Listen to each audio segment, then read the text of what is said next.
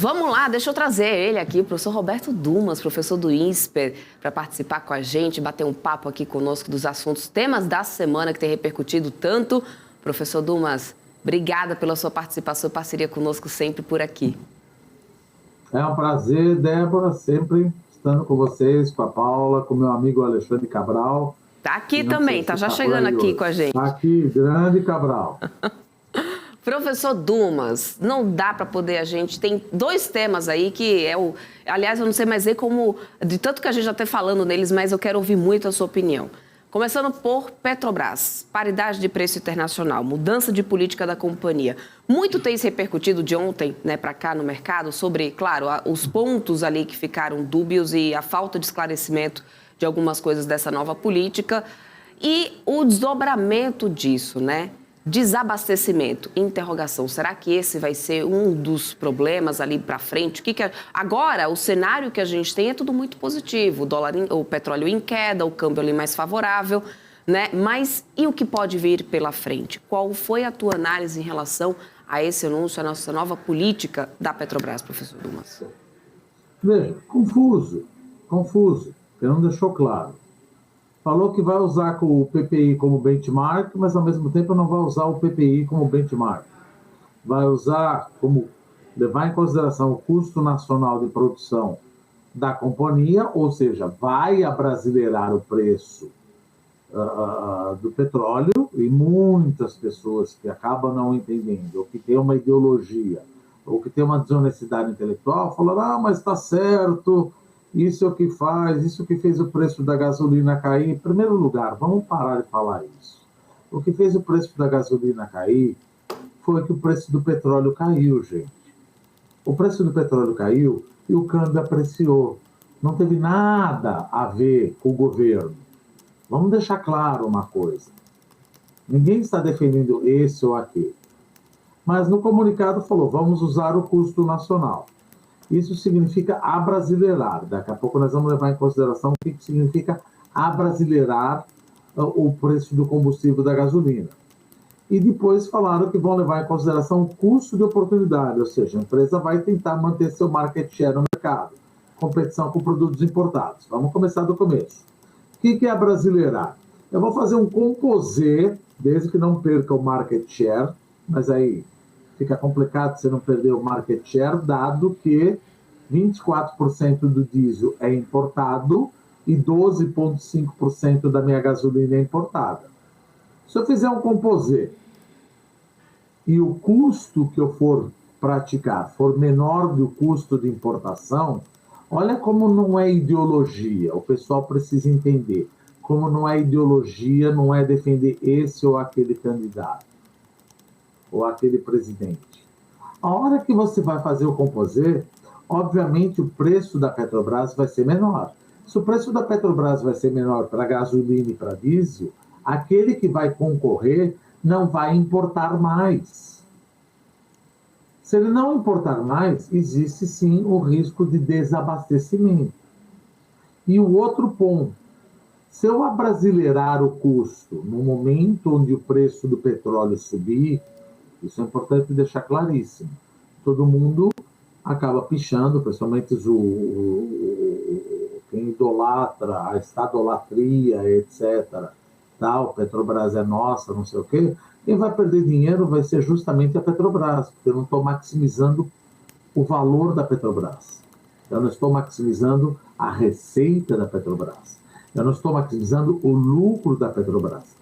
Eu não estarei maximizando os dividendos da Petrobras, que vai justamente para o acionista majoritário, que é o governo.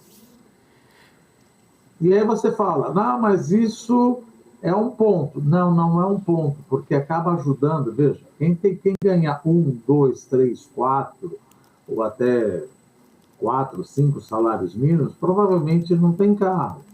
Essa pessoa, ela vai ser não, de certa maneira, prejudicada, porque ela vai ter menos recursos da União para pagar o Auxílio Brasil. Ao passo que quem tem um carro vai ganhar mais. Então, já respondendo para Reiters. Mas isso ajuda na inflação. Sim, pode ajudar na inflação. Mas, primeiro ponto, quer dizer, então, como ministério, o ministro das Minas e Energia falou que eu vou usar políticas públicas utilizando a Petrobras para controlar a inflação, eu não vou usar mais política monetária. É isso que você está me dizendo. Segundo ponto, quando o custo da gasolina sobe ou desce e o preço da cesta básica sobe ou desce, é discricionariedade minha decidir o que comprar.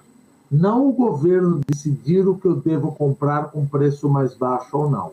Ou seja, ele está dizendo ou ele está martelando ou ele está fazendo uma ingerência no preço da cesta básica para eu comprar mais. Então nós estamos fazendo uma socialização de perdas. Estou certo? Estou errado? Veja, isso depende do tipo do país que você quer. Se você quer um país onde o governo decide o quanto deve custar determinadas coisas e perder o poder da política monetária, então a gente tem que defender um negócio desse. Aí a gente pode falar, não, mas a gasolina ou o petróleo, eu poderia, ou a gasolina, eu poderia ser autossuficiente se eu tivesse refinaria. Em primeiro lugar, isso levaria 10 a 15 anos para ter refinaria para fazer o diesel e para fazer a gasolina. E mesmo que eu fosse autossuficiente, eu sou autossuficiente, como nós já falamos aqui, eu sou autossuficiente em soja. Então quer dizer que agora o preço da soja não mais vai ser o preço da commodity, vai ser o preço do custo de produção. O preço do milho também não vai ser o preço da commodity, vai ser o preço de produção. Ou seja, o fato de eu ser autossuficiente não significa que o preço de commodity possa ignorar o preço da commodity internacional. E uma vez eu fiz uma pergunta, sabe, Débora? Eu perguntei para uma pessoa que estava me entrevistando, ela falou, mas isso ajuda a população? Eu falei, tá bom. Então nós já falamos o problema do acionista majoritário. O acionista majoritário, principalmente aquele que ganha 1 a 2 salários mínimos, ele vai ganhar menos Auxílio Brasil, Bolsa Família, o que quer que valha, vai ter menos receita, que é interessante, porque o governo quer aumentar a receita, ao passo que você faz uma política que vai diminuir os dividendos. Então, eu não sei, descobriram que barata voa no governo. Se o governo quer aumentar a receita por um lado, quer aumentar o lucro por um lado, quer aumentar a receita corrente líquida por um lado para fazer o arcabouço fiscal, apesar de não estar no arcabouço fiscal, do outro lado tem a parte da Petrobras que quer diminuir a maximização do lucro. Esse é um ponto. Segundo ponto, quem mais vai acabar perdendo são aqueles que não têm carro. Aqueles que não têm carro, como eu falei, vai perder pelo Bolsa Família, pelo Auxílio Brasil. E tem um outro ponto aí que eu fiz a pergunta, que eu estava acabando falando aqui. Eu perguntei para uma pessoa o seguinte, porque eu já ouvi alguns professores falando o seguinte, o acionista minoritário não precisa comprar Petrobras. Sim. E como é que eu vou fazer follow-on? Como é que eu vou fazer secondary offering? Se eu estou numa empresa que não maximiza o lucro. E a discussão continuava, sabe, Débora? E aí eu perguntei, então vamos fazer o seguinte, você tem que me prometer que você vai colocar o dinheiro da aposentadoria e da faculdade do seu filho numa empresa onde não maximiza o lucro. Ela está fazendo uma política social. Não, mas a política social é o estatuto social da empresa. Não! Você está vendo? Como as pessoas não leem as coisas. O estatuto social da Petrobras diz que ela tem que prover hidrocarbonetos para o Brasil, não fazer política social. E para piorar as coisas, você vê que você acaba tomando uma canelada do Ministério das Minas e Energia. Ele fala, isso é bom, porque acaba controlando a inflação. De novo, como eu disse, você está querendo fazer política pública com a minha ação, com a ação da Petrobras, e depois, isso ajuda a sensibilizar o Banco Central. Gente, política monetária é justamente para isso, para controlar.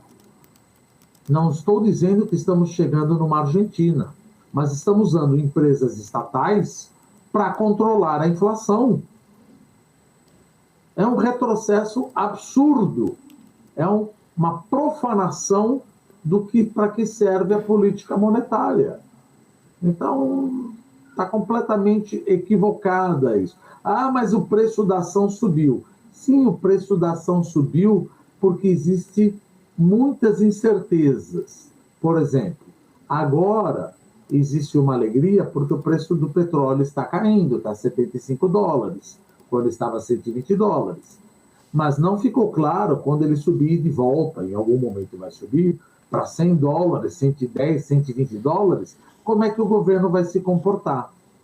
Então, eu acho que essa alegria, primeiro, o mercado achou que poderia ser pior. Por que não é pior?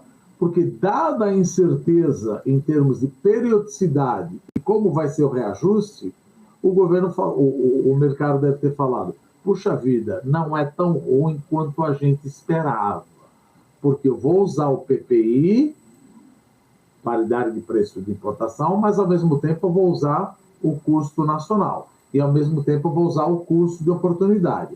Só que não disse quando vai ser a periodicidade disso daí. E o governo, inclusive o governo Lula, o próprio Lula falou, eu acho um absurdo nós termos um preço importado de uma coisa que eu sou autossuficiente. Gente, pelo amor de Deus. Então vamos falar, vamos investir, como eu falei, vamos tentar intervir no mercado da soja e falar, olha, vocês podem comprar agora não o preço da commodity, mas o preço do custo de produção. E se eu sou autossuficiente, esquece o mercado de commodities. Vamos acabar com o mercado de commodities quando eu sou autossuficiente. Vamos fazer o custo de produção. Isso é um erro atroz. Eu vou perder uma bruta competitividade. Eu estou me fechando para o mundo. Eu estou não maximizando o preço das empresas que eu compro. E mesmo que eu não fosse comprar, como que a gente fala, Petrobras, sou majoritário. Majoritário, muitos majoritários não entendem isso. Filho, está indo menos dinheiro para você. Isso é importante deixar claro. Mas, às vezes, as pessoas não entendem. Verdade. Muita verdade mesmo, professor Dumas. Deixa eu trazer ele aqui, professor Alexandre Cabral, porque eu sei que ele está aqui, ó, só Grande Cabral.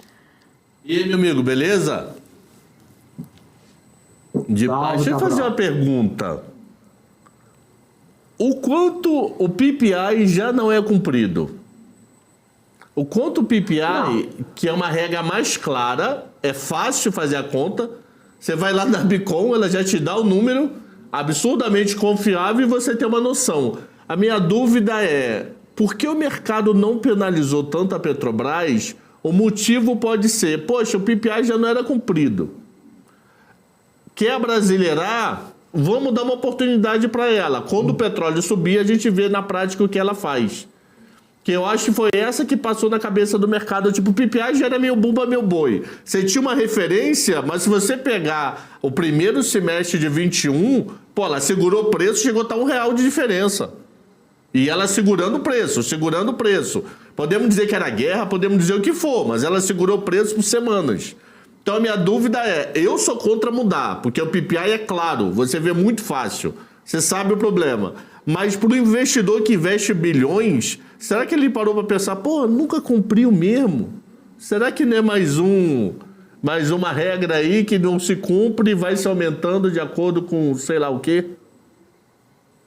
Cabral, eu vou responder a tua pergunta, ou a tua colocação, exatamente quando eu fui tirar pressão junto com o médico. Minha pressão ficou um pouco alta, falou, isso aqui é o efeito jaleco. Ele falou, isso aqui é o efeito jaleco branco, por isso que a pressão está alta. Então, é a mesma coisa. Quando você está no mercado, você percebe que você exagera na resposta. Eu acho que o mercado estava esperando alguma coisa pior. O que eu quero dizer alguma coisa pior? Ele cumpria PPI? Cumpria. Mas ele não cumpria periodicidade. Mas agora ele está falando que não vai cumprir o PPI. Porém, ele deixou uma lacuna em aberto. Ele falou, olha, mas também vamos levar em consideração o custo de oportunidade.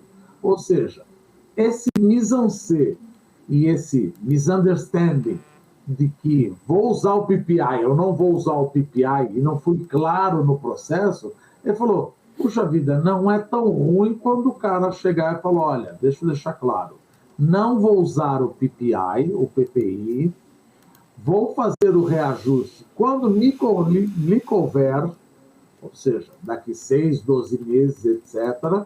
O problema é que essa falta de clareza deixou o mercado mais alegre, por incrível que pareça. Olha a idiosincrasia aqui. Deixou o mercado não tão triste. Porque se você falasse, não vou cumprir o PPI, vai ser o custo brasileiro, aí o mercado sofreria. Mas quando ele deixa portas abertas, vamos ver o que acontece, e ao mesmo tempo não fala a periodicidade, não é tão ruim quanto eu esperava. Por isso que o preço acaba subindo. Mas ele cumpriu o PPI? Não, não dá para cumprir o PPI, o PPI, como você bem deseja, porque senão você teria que fazer um reajuste praticamente não diário, mas horário. Mas para isso, por isso que tem a Noruega, por isso que tem o Fundo de Estabilização da Noruega, para fazer cíclico e anticíclico. Mas o governo deu uma situação que o mercado, quando a Petrobras, ou melhor, o preço do petróleo voltar para $100, $120, vamos ver qual vai ser a periodicidade. E outra, e o que foi pior, né, foi o populismo que muita gente, talvez até o gringo, acabou passando. Derrubamos o preço do petróleo, derrubamos o preço da gasolina, graças ao fato de não mais utilizarmos o PPI. Completamente equivocado. Aquele que não lê, fala, puxa vida, vamos comprar, porque graças ao fim do PPI, graças ao novo governo, nós estamos derrubando o preço da Petrobras. Não tem nada mais errado. O preço do petróleo agora caiu, justamente, isso é importante, o preço da gasolina caiu justamente por você cumprir o PPI. Porque o PPI fez com que, ou melhor, o preço do petróleo caiu de $120 para 75, com uma possível mild recession nos Estados Unidos, um crescimento menor na Europa, o lockdown na China, que a gente não sabe como vai acabar, que muita gente vai acabar morrendo, tem muito chinês que não está vacinado, mas, de qualquer maneira, vamos dar o benefício da dúvida, vai continuar crescendo, mas, de qualquer maneira, o preço do petróleo caiu de 120 para 75 e o câmbio caiu de 5,20 para 4,90. Por que o câmbio caiu de 5,20 para 4,90? Ora, o cara que investe em emerging market, ele fala, onde eu vou botar meu dinheiro? Na Ucrânia? Não. Na Rússia? Não. Na Turquia? Não. Na Argentina? Não. Na Venezuela? Não. Onde eu ponho? Puxa vida, sobrou México, China, Brasil, Índia. Traz uma grana para cá, o Brasil está bem? Não, o Brasil não está bem, ele está menos ruim. Não tem drones atacando a gente, então não está tão ruim. Não tem o Erdogan sendo reeleito. Não tenho uma eleição na Argentina, onde não sei quem vai ganhar, e o Alberto Fernandes já largou a corda. Não somos uma Venezuela. Então o câmbio acaba apreciando, apesar de um carry trade eventualmente propiciar ou resultar, eventualmente, numa conta, numa depreciação do câmbio. Então, o gringo fala, puxa, se eu tenho um fundo chamado Emerging Market, onde eu ponho o câmbio? Onde eu ponho o dinheiro? Põe no Brasil. Por quê? Porque o mundo está muito pior que o Brasil. Mas você está falando mal do Brasil? Eu estou falando mal do Brasil. Eu estou falando mal de muita coisa do Brasil. Mas o Brasil não está em guerra. O Brasil não é uma Turquia. O Brasil não é uma Argentina. O Brasil não é uma Venezuela. Então, se eu tenho um fundo chamado Emerging Market, eu tenho, vamos supor, 10 bi, coloca 1 bi, 2 bi aqui, o câmbio vai para 4,90, e aí isso ajuda no preço do petróleo, da gasolina. E o governo, inadvertidamente, acaba usando, falando, graças ao término do PPI, consegui diminuir o preço da gasolina. Não é isso. Dá uma lida, mais ou menos, no que está acontecendo. Isso fica triste, porque aquela coisa, Cabral, cansa explicar uma coisa que está óbvio. Quando você é torcedor, fica mais difícil, né? É, pura verdade, viu, professor? Professor, eu quero muito agradecer teu tempo aqui conosco. Passou voando, literalmente. Muito obrigada mesmo. Sempre uma aula.